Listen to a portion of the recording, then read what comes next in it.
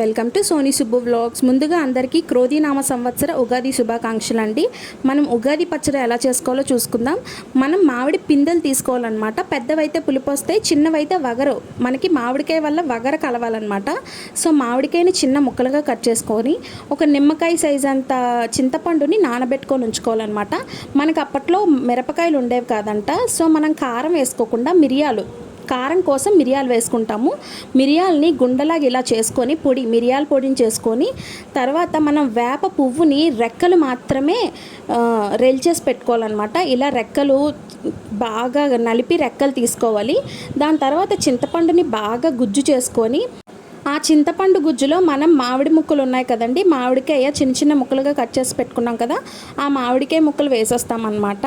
అందులో మనం వేప పువ్వు ఉంది కదండి, వేప పువ్వుని కూడా వేసేస్తామన్నమాట. మనం రెల్చి పెట్టుకున్న వేప పువ్వుని, దాంట్లో కొత్త చింతపండు, అన్నీ కొత్తవే వాడాలండి. మనం ఉగాది పచ్చడి ఎప్పుడైనా కొత్త చింతపండు, కొత్త బెల్లం అన్నీ కొత్త వాడాలన్నమాట.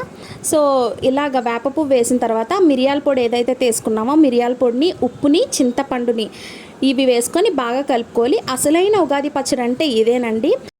మనకి ఇంకా పచ్చడిలాగా ఉండాలి, కొంచెం మనం పచ్చడి ఎలా తింటున్నామో అలా అనిపించాలి అనుకుంటే మనం నచ్చితే వేసుకోవచ్చు, లేదంటే వదిలేయచ్చు. ఇలాగే తినాలన్నమాట అసలు ఉగాది పచ్చడిని. నేనైతే ఒక అరటిపండుని బాగా మెత్తగా గుజ్జులా చేసేస్తే మనకి పచ్చడిలాగా అవుతుంది కదండి.